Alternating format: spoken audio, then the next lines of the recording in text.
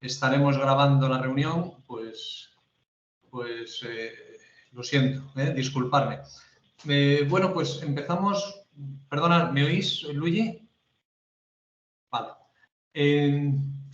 Retomamos la reunión que hacemos periódicamente después de estas vacaciones de verano en un entorno en el que parece que estamos llegando a los niveles más altos de tipos de interés, en lo que los gobernadores de los bancos centrales están diciendo que van a ir en función a la evolución de lo que haga la inflación. Hoy acaba de salir el dato de inflación norteamericano, que ha sido un dato, bueno, razonablemente según lo esperado, es decir, una inflación core, la inflación central, que ha subido un poco derivado de la subida también del precio del petróleo en estas últimas semanas, y una inflación subyacente que aparentemente empieza a estar un poquito más bajo control.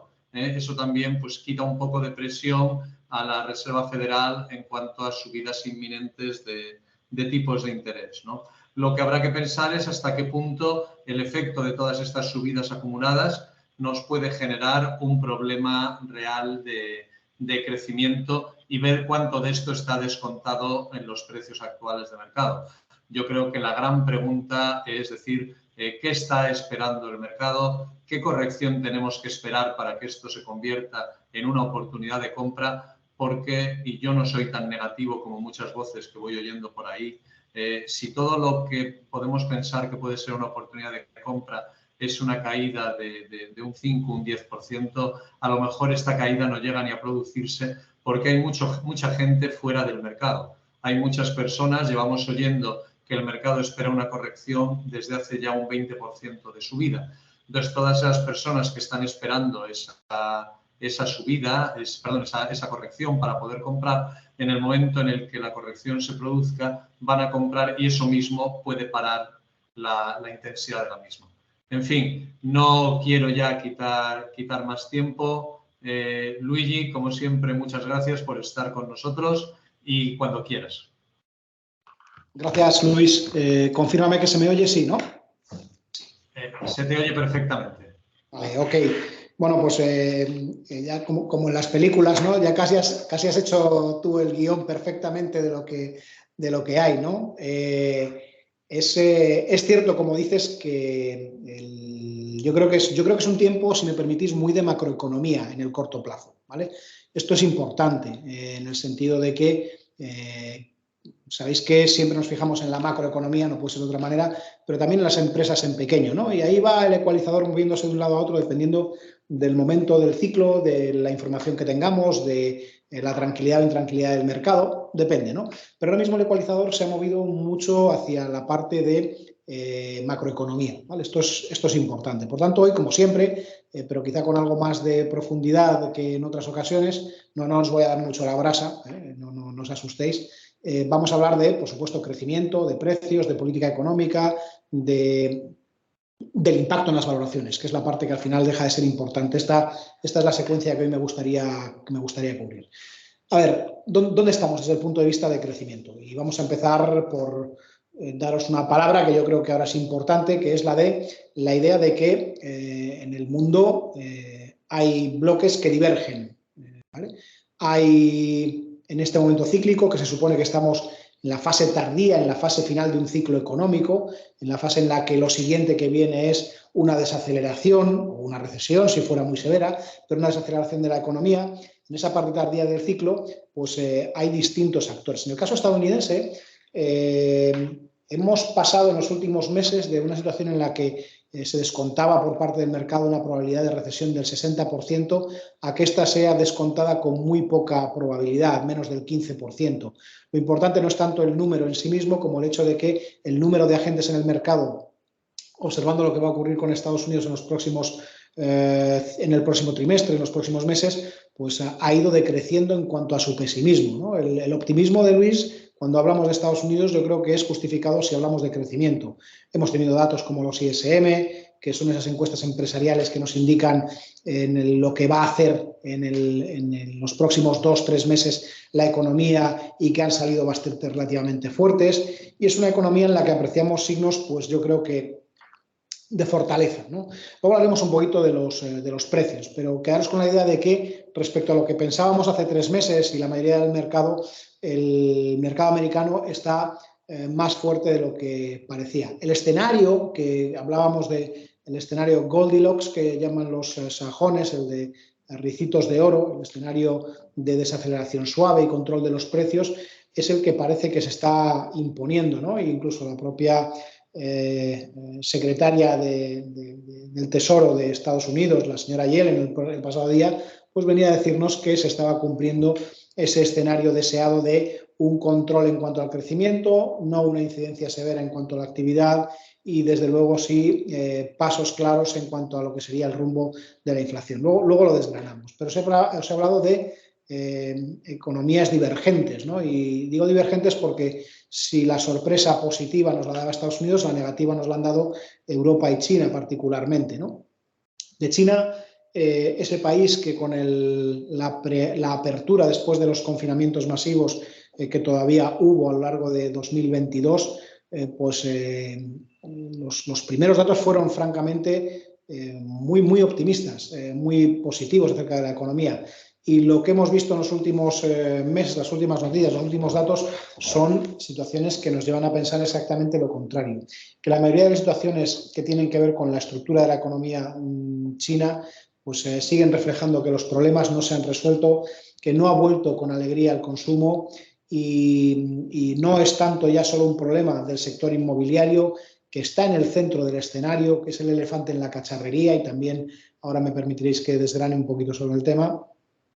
Pero es que se está viviendo en todos los sitios. La alegría con la que se ha visto gastar en el sector americano, la alegría con la que ha funcionado el desempleo en la economía americana, en el caso de China, pues no encontramos este tipo de datos. Fijaros que en esos datos de alta frecuencia, que nos indican un poco el estado de una economía, el otro día pues atendía a la información de un broker que nos hablaba del seguimiento de los datos de contaminación en las ciudades chinas de más de 1 millón de habitantes, ¿no? Y decía que los niveles de contaminación estaban muy por debajo de lo que sugeriría, desde luego, una actividad expansiva, y que estaba bien, pero que desde luego iba por debajo de la curva, si me permitís, ¿no? Entonces yo creo que China ha fracasado en esa idea de reactivar la economía rápidamente, y son esos elementos que definen la economía desde un punto de vista estructural en aquel país, que están en el centro del escenario, como os decía, el sector inmobiliario en particular, los que preocupan, ¿vale? Salvando las distancias, pero para que me entendáis, es un país que ha vivido el crecimiento del crédito de forma acelerada, un país en el que, recordando mucho lo que ha ocurrido en Irlanda, hasta cierto punto en Estados Unidos o en España, en la crisis inmobiliaria que vivíamos hace ya 15 años prácticamente, pues está ocurriendo algo parecido. Mucha promotora que compra suelo, lo desarrolla, venden sobre plano, se repite el círculo y acaba produciéndose una situación pues, en la que la construcción, el sector inmobiliario y la financiación y el endeudamiento del sector privado y también del sector público, puesto que hay muchas, el equivalente a lo que aquí fueron en su momento la figura de las cajas de ahorro, la figura del endeudamiento allí la están asumiendo lo que son las entidades, ciertas entidades y corporaciones locales, también los bancos, por supuesto, pero están llevando a una situación en la que el nivel de endeudamiento privado y público, la suma de los dos en China a día de hoy, está muy por encima de cualquiera de los 3 países que os he mencionado antes del estallido de la burbuja financiera. La desventaja es esa, la ventaja es que el Estado allí tiene un papel, un rol mucho más importante, ¿no? Y hablamos de una situación que no se corrige a corto plazo, que no se corrige de forma inmediata, pero en la que los poderes fácticos, los poderes económicos, el Estado, el Banco Central chino, pueden actuar. De momento, ya os digo, actuar para evitar que la caída sea severa y desordenada. Esto lo van a conseguir, en mi opinión, creo que lo van a conseguir. De momento, lo que sí que han hecho, se puede decir que es menos de lo que el mercado necesitaba y esperaba. Y es cierto que se han bajado los tipos de interés, y es cierto que se han hecho medidas de política monetaria fijándose en mejorar las condiciones de acceso al crédito y las condiciones de financiación para particulares y para empresas privadas, pero también el gobierno ha puesto otras medidas encima de la mesa, pero no es menos cierto que, ya os digo, van por detrás un poco de lo que el mercado necesita. China, por tanto, es a medio y largo plazo un problema no de naturaleza estrictamente cíclica, de este ciclo, ¿vale?, sino estructural, ¿vale? Esto nos lleva a tener que pensar que China, ¿cuánto puede crecer a futuro? Bueno, pues puede crecer, está creciendo, quieren que crezca alrededor del 4,5% el gobierno, el señor Xi Jinping. La probabilidad de que esto ocurra a futuro de forma sostenida es baja o es decreciente, incluso pensando en una situación en la que toman las decisiones correctas. Y esto es así porque debéis de pensar, cuando penséis en una economía de forma muy sencilla, su tasa de crecimiento potencial tiene que ver con las ganancias de productividad que puedan producirse en la economía y el crecimiento de la población, ¿vale? Son dos indicadores que sumados, que alguna vez me lo habéis oído, pues os da una idea del crecimiento potencial. Entonces, China, desde el punto de vista de población, tiene un problema como el de Japón, el que tuvo Japón hace muchos años, pero que es muy grave y es de crecimiento muy bajo. Y las ganancias de productividad, cuando tú hablas de crecimiento en el sector inmobiliario, la productividad que se puede ganar con el sector inmobiliario y con el apalancamiento de la economía es relativamente pequeño. Por tanto, debemos de pensar, es mi opinión, que los crecimientos de China en el futuro van a ser muy por debajo de lo que nos estaban dando. Y recordar que China es un país muy importante para sus socios comerciales, ¿no?, y para ciertas partes de la cadena global de distribución y aprovisionamiento. Pero toca muy de cerca a los países europeos y particularmente a Alemania. Si China no funciona, quien vive de esa parte del comercio exterior o está muy vinculado en términos de cadena de producción a China, pues va a sufrir un poquito más. Y Alemania lo está sufriendo. Alemania, y hablando ya de Europa en su conjunto, Europa también tiene riesgos de crecimiento sesgados de forma clara a la baja. España es una isla dentro de Europa. Europa no es imposible que acabe presentando unas tasas de crecimiento cero o con una ligera recesión, aunque sea de naturaleza técnica, pero nos habla claramente, como os decía antes, de economías o bloques comerciales económicos que divergen, ¿no? Y en el caso de Europa, aunque la alegría va por barrios, pues Alemania y Francia van a un ritmo muy por debajo. Los problemas son bien diferentes, ¿vale? Están viviendo los resultados de un shock inflacionista derivado de los precios del petróleo, están viviendo una situación en la que una economía que había vivido de un gas muy barato mucho tiempo y de una economía china muy boyante, pues ahora ya no cuenta con el mismo impulso o la misma posibilidad de salir adelante. El gobierno está poniendo encima de la mesa medidas, pero probablemente de calado muy pequeño. Lo último que ha hecho el gobierno es poner encima de la mesa un plan de gasto público que, más o menos, para que os hagáis una idea, supondría poner o inyectar en la economía alrededor del 0,5% de la economía. No es poco y lo haría de forma continuada durante hasta 10 años, pero no deja de ser una economía que antes no necesitaba esto. Y eso es un fiel reflejo de que la economía pues lo está haciendo más. De facto, los PMIs, las encuestas a empresarios en Europa, en la parte manufacturera ya tenían un aspecto de clara y notable debilidad.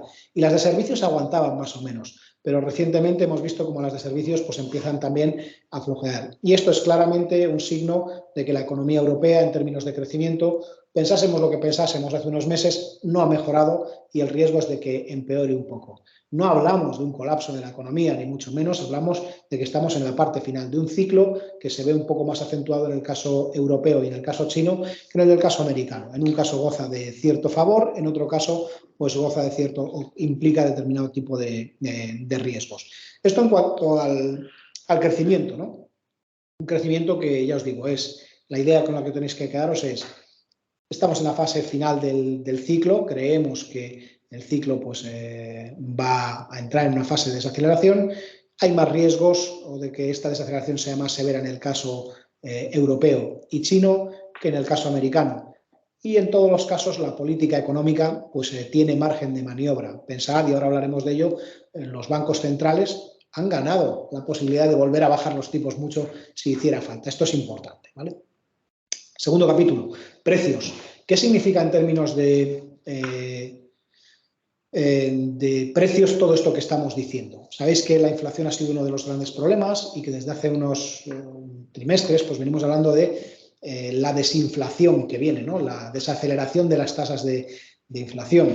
Esta está ocurriendo, ¿vale? Y en general el mercado, que tiende a anticipar muchas cosas, no diremos que ha cantado victoria, pero creo que la batalla contra la inflación con carácter general, cuando hablamos de la batalla contra la inflación me refiero al riesgo de que ésta se descontrole y entre en una espiral en la que los bancos centrales no puedan hacer mucho, es un escenario que hoy ya se descarta, ¿vale? O se descarta en buena medida. Las tasas generales, más allá de que en el corto plazo están repuntando, que lo están haciendo y lo hacen fundamentalmente por la subida del precio del petróleo en muchas economías, pues bueno, parece o apuntan claramente a que la tasa subyacente, aquella que descuenta los activos más volátiles, aquellos que comportan más ruido para la interpretación de cómo se comportan los precios, está descendiendo también, ¿vale? Y aquí, si me permitís, también de nuevo hay que hacer análisis por bloques económicos. En el caso de Estados Unidos, comentaba Luis con mucho detalle, con acierto, cómo ha salido el dato, ¿vale? Profundizamos un poquito más y el dato ha tenido pues lo que se esperaba, repunte de la tasa general, ligera desaceleración de la tasa subyacente. Pero pensad en una cosa, me gustaría que pensaseis en términos de el mandato de la Reserva Federal, que es dual, tiene que vigilar tanto la estabilidad de precios, le gustaría que los precios estuvieran alrededor de entre el 1 y el 2% en la medida favorita, que es el PCE Core, es una tasa de precios subyacente, podríamos decir, ¿vale? Y le gusta que estén entre el 1 y el 2%, y también tiene como otro objetivo el mantenimiento del empleo, ¿vale? Es un mandato distinto al del Banco Central Europeo. Por ahora, ese PCE Core, esa medida de la inflación para Estados Unidos, tiene 3 patas en las que fijarse. La inflación de bienes duraderos, que ha empezado ya a bajar claramente, ¿vale? Digamos que ahí, en ese primer tercio, tendría todo a su favor para decir que a futuro esto no va a sumar a la inflación subyacente. También la parte que tiene que ver con los servicios inmobiliarios, fundamentalmente la parte de rentas inmobiliarias, el precio de los alquileres, y ahí va con cierto retardo, todavía no ha empezado a apreciarse, pero el mercado inmobiliario americano, pues creemos que con tasas hipotecarias del 7%, del 7% para pedir una hipoteca, debería de empezar a desacelerarse. En mercado de segunda mano lo estamos viendo claramente, en mercado nuevo no tanto, hay mercados que se empiezan a enfriar, otros no, pero la inflación derivada del comportamiento del componente de alquiler e inmobiliario en esas medidas favoritas de la Reserva Federal para la inflación también debería de empezar a restar, no lo hace claramente todavía. Y hay una tercera que es muy importante, que es la de la parte de los servicios, ¿no? Que a su vez tiene que ver mucho con el componente salarial, ¿no? Entonces esta es la que verdaderamente le preocupa un poco más, le quita el sueño a la Reserva Federal.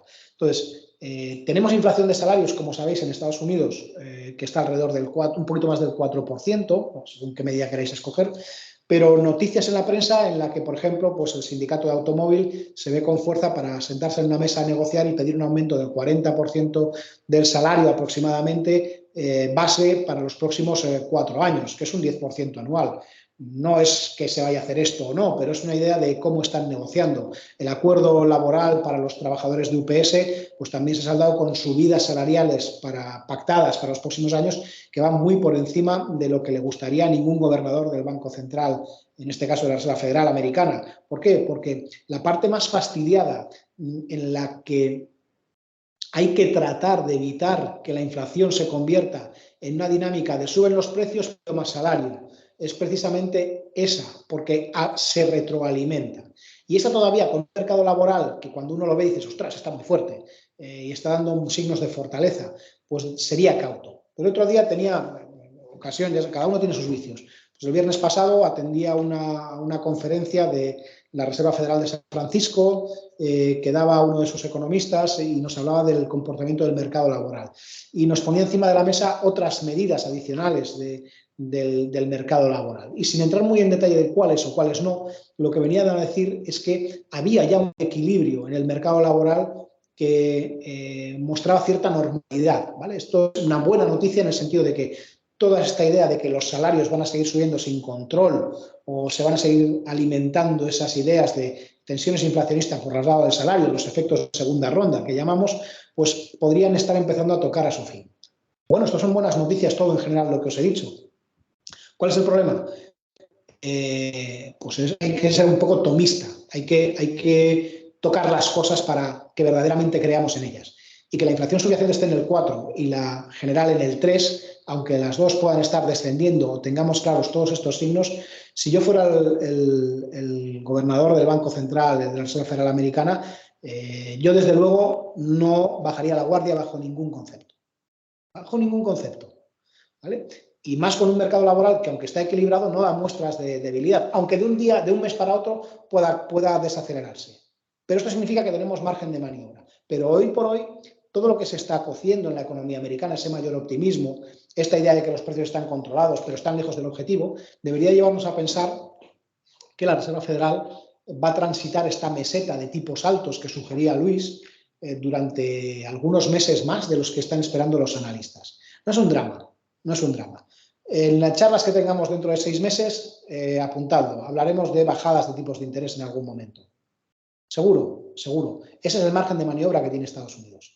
Pero ahora de momento van a mantener los tipos de interés altos, porque la inflación está lejos del objetivo y el pleno empleo parece asegurado. Entonces yo creo que lo primero que tenemos que hacer es pensar que la economía americana va a permanecer en ese punto de tipos altos más tiempo del que esperábamos. Y en el caso europeo cambia un poco. Hoy hay más pesimismo en cuanto a crecimiento, hay dualidad, norte frente a sur, España frente a Alemania. España nos va relativamente mejor porque nos ha ido peor y estamos ahora recuperando, y porque pues nuestra particular estructura de consumo, de mix energético y de sectores a los que estamos expuestos nos ha permitido estar un poquito mejor que los demás. No es el caso alemán, pero Lagarde piensa para todos, ¿vale? Y lo que ve es una economía que tiene un riesgo de desaceleración más alto que el que tenía y más alto que el americano. Y sin embargo, la inflación aquí tampoco da signos de desaceleración. Estamos en desinflación, están cayendo las tasas. Ya no estamos en aquellos 20% de Letonias, Lituanias, de Holandas, o en esos 10, 12%, 14% de que hemos visto incluso en Francia y Alemania hemos visto dobles dígitos, ¿vale? Ya no estamos ahí. Hay cierto control. Pero de nuevo, el objetivo, que en el caso del Banco Central Europeo es único, solo tiene por objetivo no mantener la economía, sino mantener la estabilidad de precios, alrededor del 2%, estamos muy lejos de ese objetivo. Y al ritmo al que está descendiendo, si yo fuera Christine Lagarde, me inclinaría hacia la idea de subir un poco más los tipos y desde luego mantenerlos altos durante cierto tiempo. A ver, ¿por qué? Una economía en equilibrio funciona con tipos de interés reales alrededor del 1%. Recordad, tipos de interés reales son los tipos de interés menos la inflación, más o menos en expectativas de inflación. Vamos a simplificarlo, ¿vale? Y en ese sentido, Estados Unidos con tipos al 5 y pico e inflaciones al 3, bueno, está pisando el freno monetario, ¿a que sí? Está 5 menos 3, 2, pues tipos de interés reales algo más altos de lo que requiere la economía. Está haciendo su trabajo. Europa. En Europa tenemos tipos de interés, mezclando todos los de Europa, aproximadamente alrededor del 3,70, ¿vale? Y tenemos la inflación, pues bueno, por encima del 3, con lo cual ni siquiera está en la zona neutral de tipos de interés reales.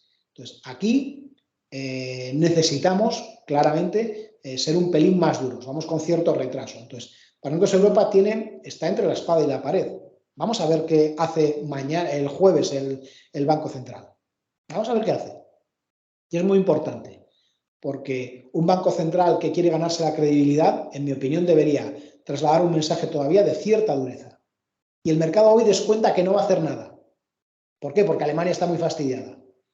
Y me podréis decir, y lo haréis con razón, oye, pues si la demanda agregada frena en Alemania, frena en Francia, que son motores de Europa, y por tanto, pues esto hay que pensar que la inflación, que es un fenómeno monetario, si le quitamos presión por el lado de la demanda, pues debería de empezar a notarse un poco más el tema de la inflación, de que cae con más fuerza y tal. Bueno, los datos de momento no dan esta idea.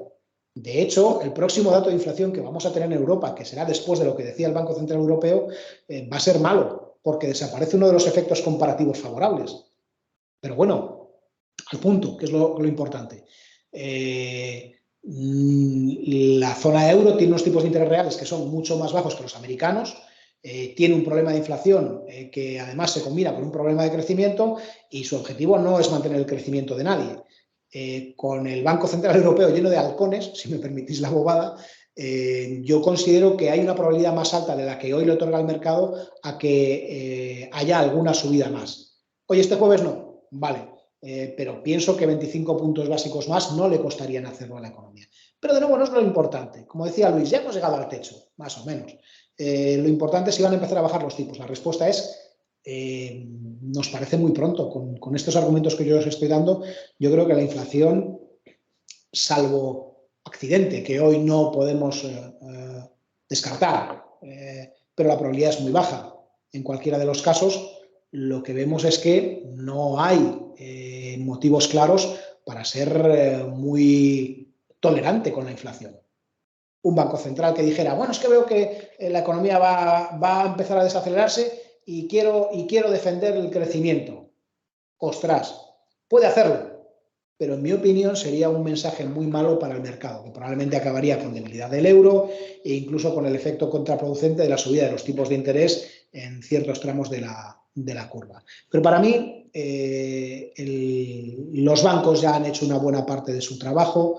Lo próximo de lo que tendremos que hablar será de la duración de la meseta de tipos de interés y las bajadas pues las estamos alejando cada trimestre que pasa un poquito más, pero será lo próximo a lo que tengan que ir. Quedaros con la idea de que Estados Unidos debería tener tipos de referencia alrededor del 3 y pico, y Europa debería tener tipos de interés alrededor aproximadamente pues del 2 y pico también, ¿vale? Un puntito menos que Estados Unidos.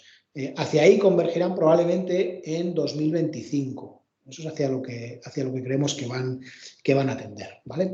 Y tenemos también la otra palanca de política monetaria, de política económica, que es el gasto público. Recordar que empieza a ceder también, ¿vale? Y empieza a ser algo menos alegre, pero sigue sumando todavía al crecimiento, ¿vale?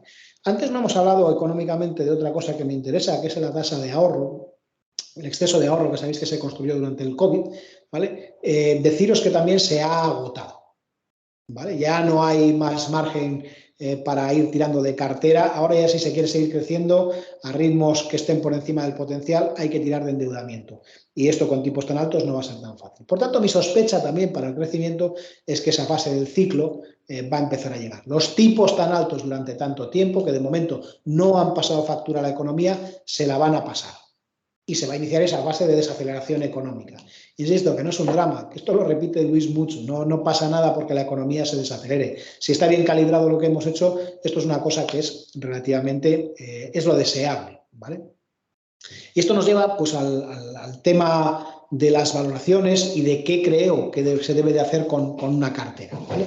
¿Qué hacemos con este panorama? ¿Y qué está reflejando el mercado? Pues el mercado está razonablemente optimista.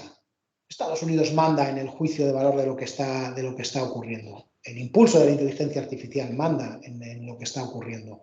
Una inteligencia artificial que pensamos que es transformadora de largo plazo, que previsiblemente nos ayuda a tener más ganancias de productividad, PIBs potenciales más altos, crecimiento por tanto más alto de largo plazo, necesidad de tipos de interés de equilibrio un pelín más altos.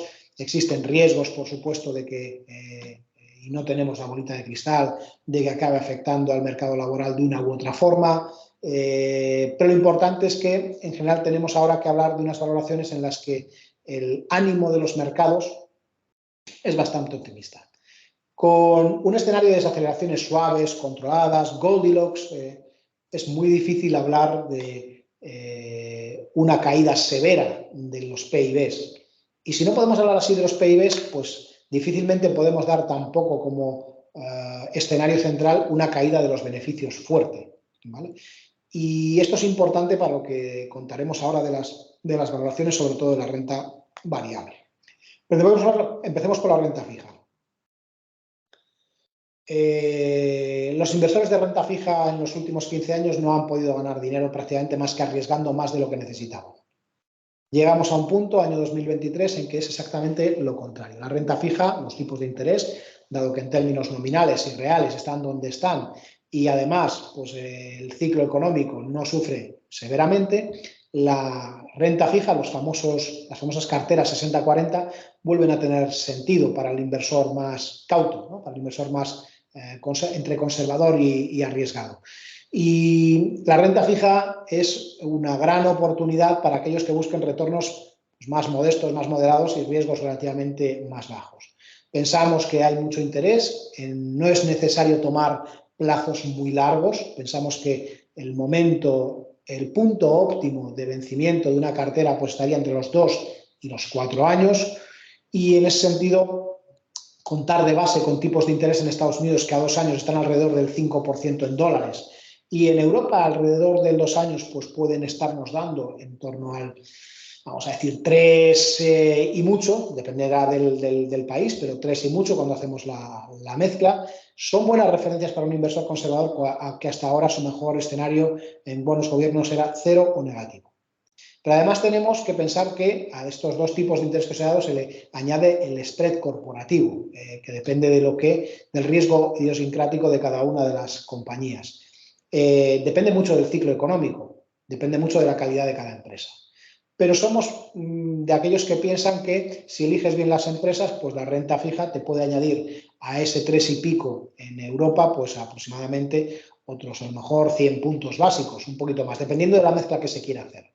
Y esto da para un inversor conservador rentabilidades alrededor del 4 muy alto, casi 5 en algunos casos.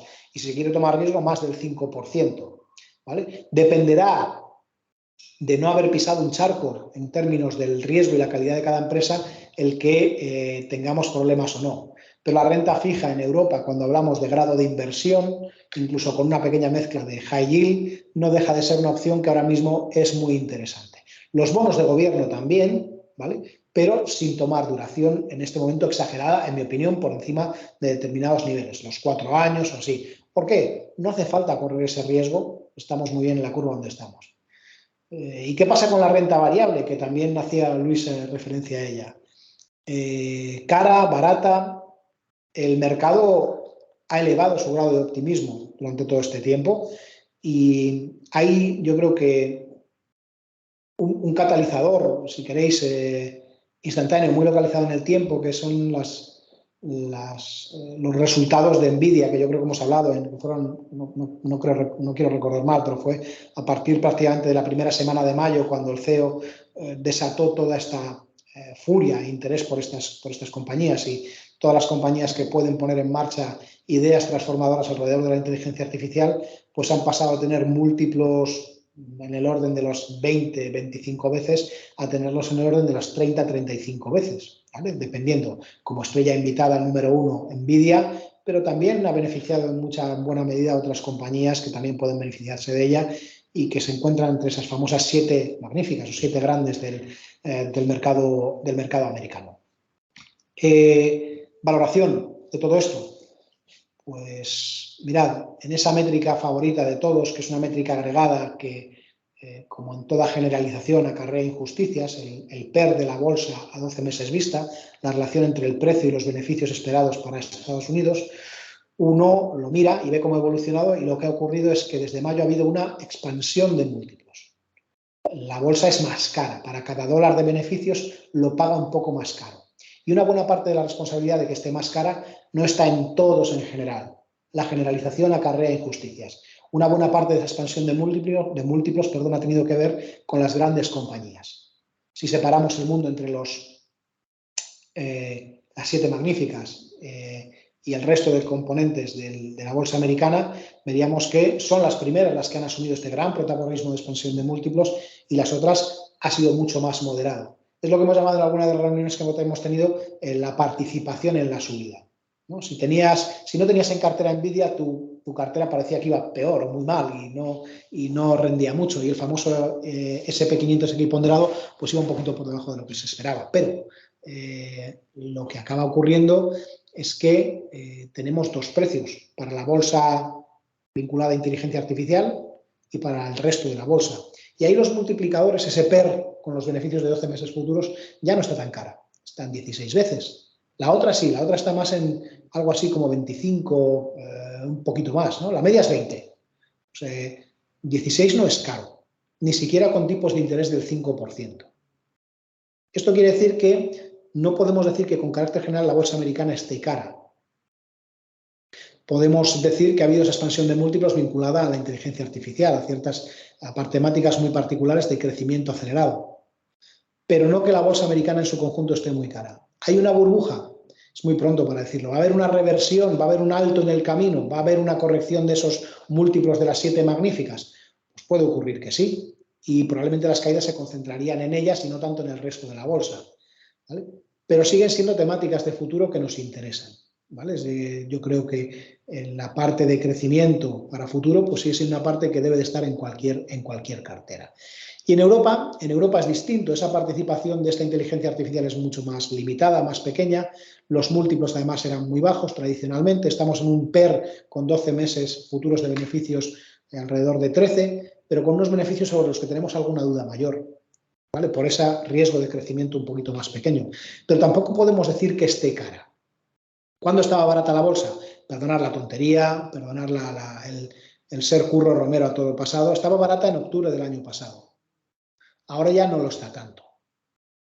Pero esto no nos preocupa, en el sentido de que, como decía Luis, para un inversor de medio y largo plazo, tratar de adivinar el siguiente menos 10% y quedarte fuera de bolsa o tratar de ver cuándo va a rebotar exactamente determinada temática, es un juego que no paga nunca, nunca, absolutamente. Entonces es mejor tener un perfil de riesgo, unas convicciones de medio plazo y tratar evidentemente de corregir exageraciones. Yo ahora os he dicho que, ya os digo, no hay una gran exageración, en mi opinión, en los múltiplos. Sigue habiendo cierto recorrido. Hay que ser prudente, hay que ser cauto, porque cuando todo el impacto de la política monetaria acabe por trasladarse al crecimiento, pues puede hacerlo de forma suave, como estamos viendo ahora, o a lo mejor no. Y ahí hay que estar preparado. Pero no estemos preocupados por cosas que pueden no llegar a ocurrir nunca. Y sobre todo si somos capaces de decir, vale, viene una caída, ¿de cuánto? Del 10%, para llevar el S&P500 a 4.000. ¿Y? ¿Compraríamos ahí? Sí. ¿Qué vamos a ver? ¿Un 5, un 10% de la cartera? Pues descargar para tratar de cargar y adivinar lo que puede hacer la bolsa en 2 meses y ser exactamente preciso, por lo general suele dar resultados que son nimios, cuando no equivocados. Por tanto, es bueno, como os traslado siempre, es decir, más allá de que tengamos una visión de mercado, que ahora mismo es para la renta fija optimista, nos gusta bastante, eligiendo calidad, y para renta variable, pues no podemos ser pesimistas, por mucho que creamos que la economía se viene hacia abajo, tenemos que ser cautos. Esa cautela no significa estar corto o vendido, esperando con la pólvora seca para entrar en el mercado. Podemos estar en el mercado y podemos estar seleccionando aquellas cosas que creemos que van a funcionar mejor. ¿Soy más pesimista?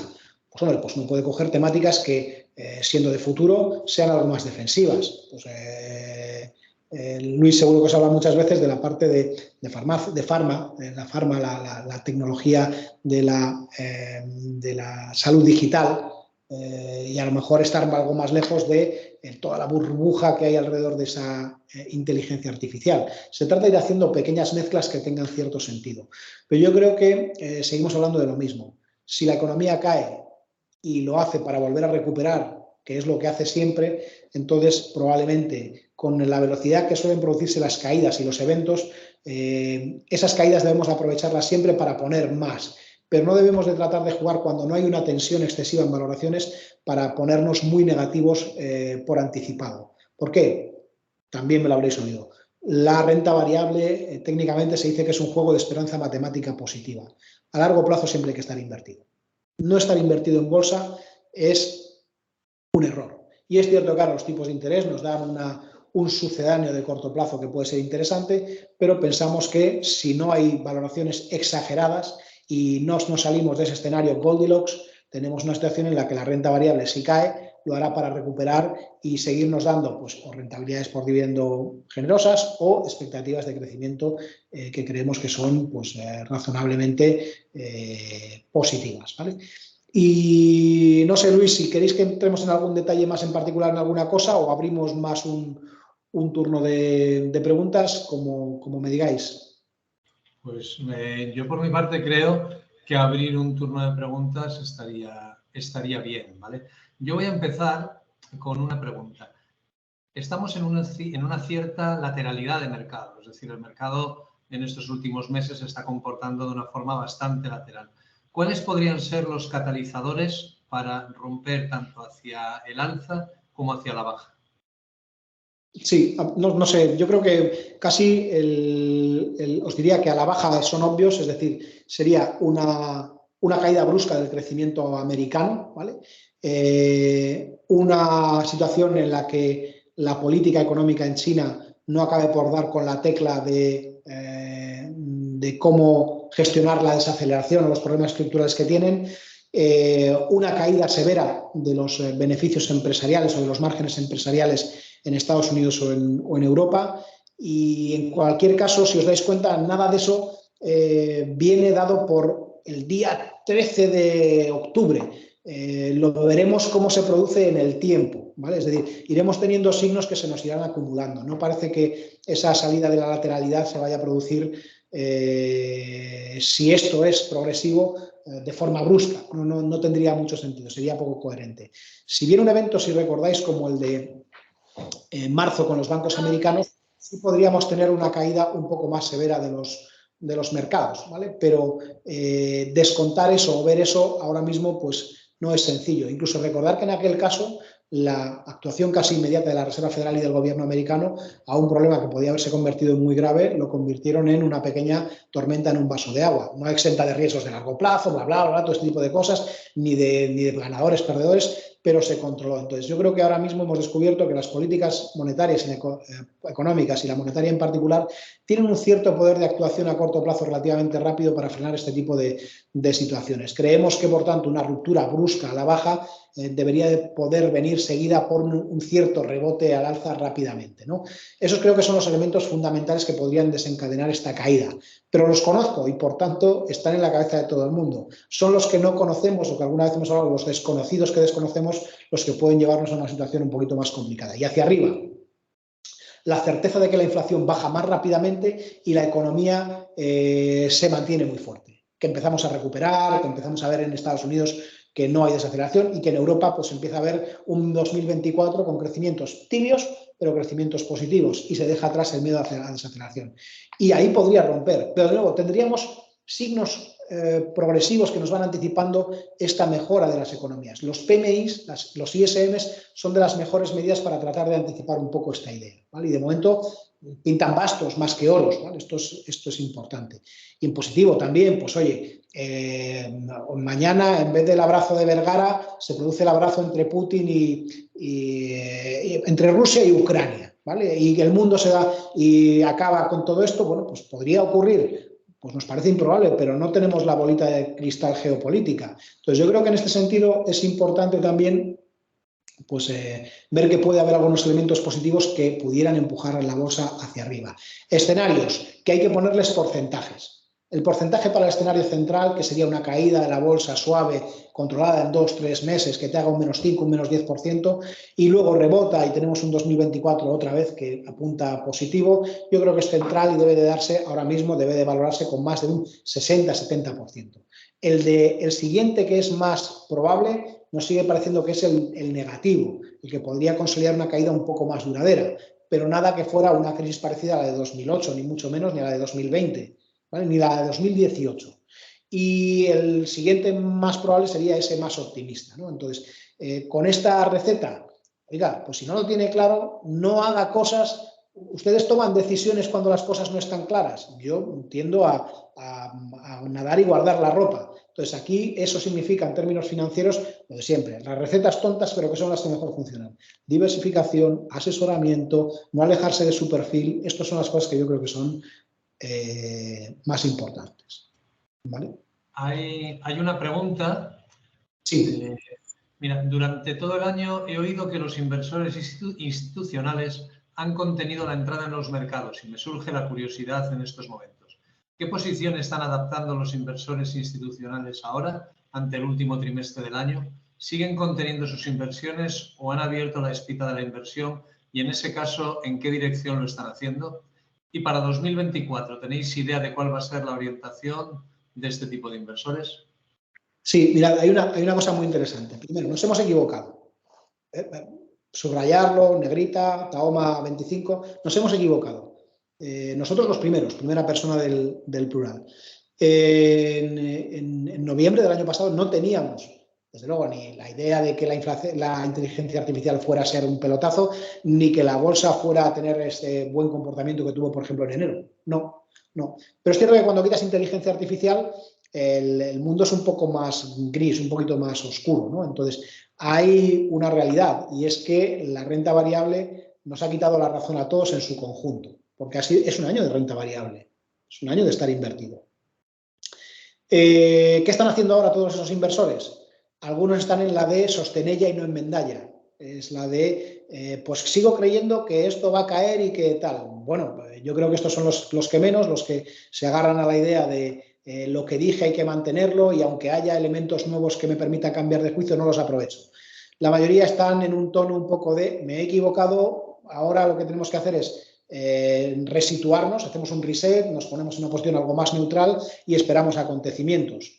Y alguno muy particular, alguno muy puntual ha saltado a positivo en algún momento del año.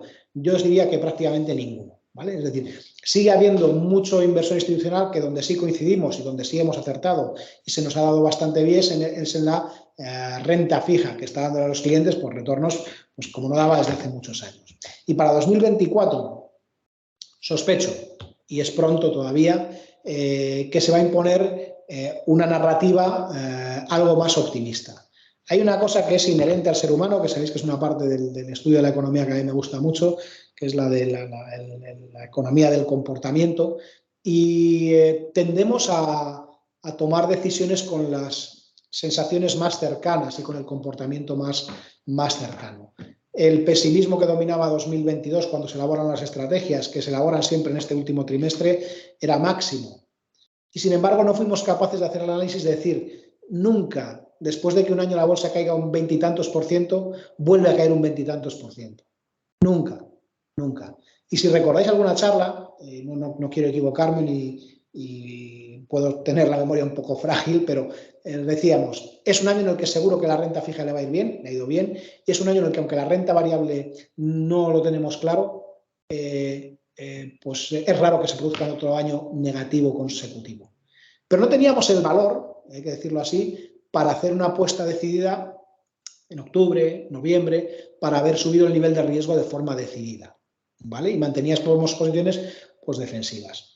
Este año llegamos a una situación en la que la mayoría de la gente pues, se puede sentir satisfecho con la renta fija, sobre la que creo que sigue habiendo una oportunidad de inversión de largo plazo y la mayoría de los inversores institucionales sospecho que van a dar una recomendación neutral o positiva, quizá un poco más arriesgada de la que se dio en 2022 y creo que se van a equivocar. Yo sería cauto, ¿vale? Pero positiva en cualquier caso. Y creo que en el caso de la renta variable van a capitular, ¿vale?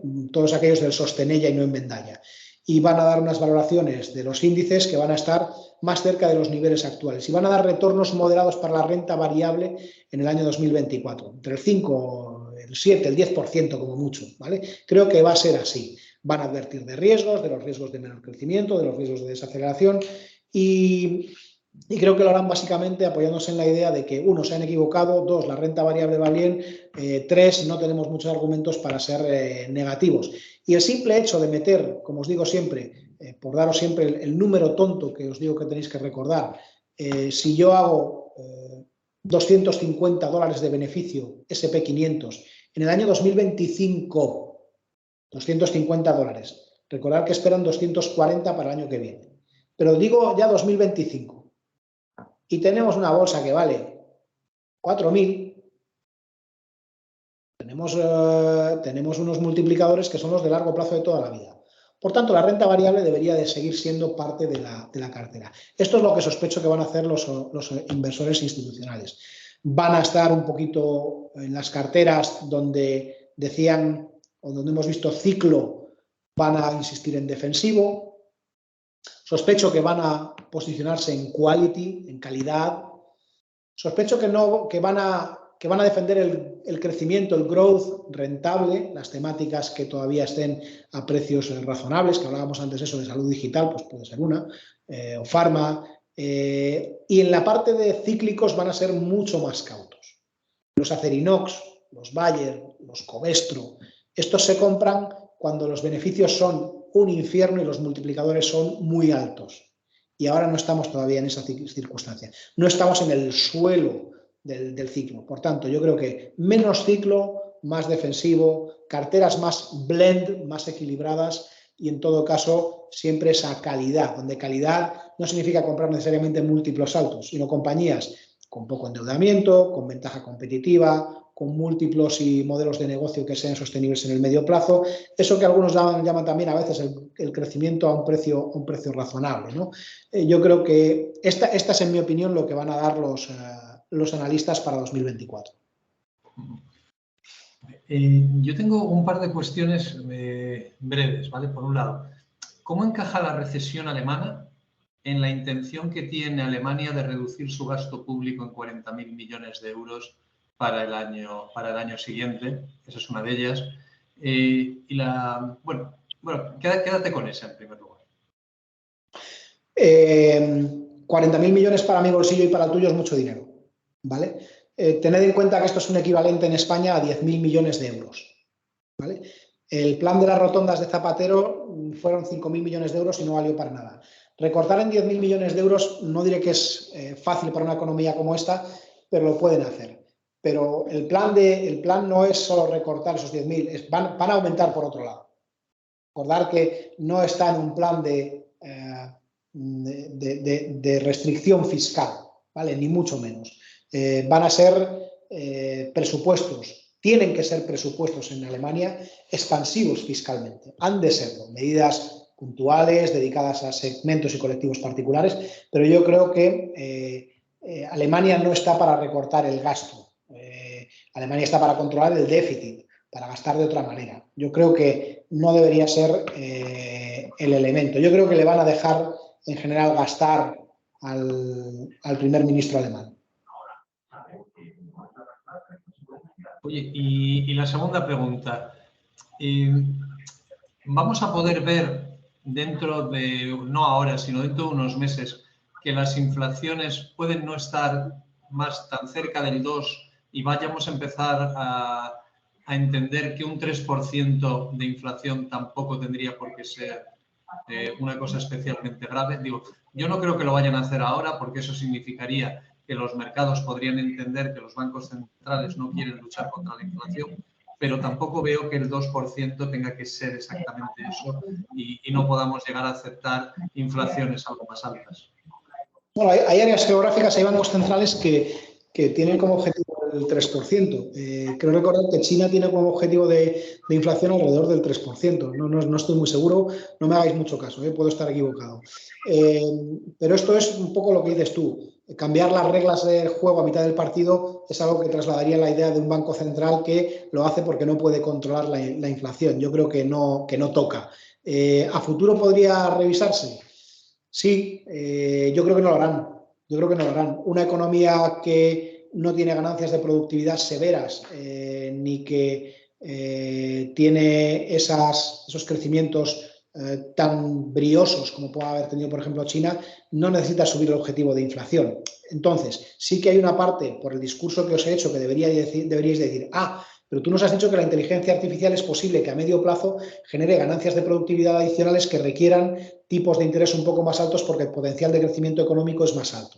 Eso hay que demostrarlo a largo plazo y a largo plazo pues habrá de verse. Recordad que el 2% de inflación es algo que viene previo a la gran crisis financiera, que ha sido posterior a la crisis financiera y no se bajó nunca el objetivo de inflación al 1%, y había voces que decían, va a ser imposible que generéis el 2% de inflación, hay que bajar los objetivos a 1% o pensar que 1 es, bueno, pues aquí pasa algo parecido pero por el otro lado. Yo creo que 2, cuando pensáis en 2 como ejercicio de largo plazo, no es un número al azar. Me gustan los números pares bajos, no. Esto detrás tiene ejercicios económicos que demuestran que las economías en equilibrio en mercados abiertos tienden a crecer alrededor de ese 2% en precios anualmente y es la tasa que es cómoda. Mi opinión personal es que habrá discusión académica sobre ello, pero mi opinión personal es que no se va a abrir ese juicio de valor de subir el objetivo en al menos unos 5 años. Pero ya sabéis que precisamente esta es una economía que no es cartesiana, puedo estarme equivocando. Perfecto. Oye, pues si hay alguna persona que quiere hacer alguna pregunta, pues quedamos a la disposición. Si queréis participar por teléfono, pues me parece que era *6. Exacto, correcto. Y bueno, oye, pues si no hay ninguna pregunta más, daros las gracias a todos los que estáis conectados. Volverme a disculpar por el problema que hemos tenido al inicio con la clave telefónica. Y nada, dar las gracias a vosotros y dar las gracias también a Luigi, como siempre.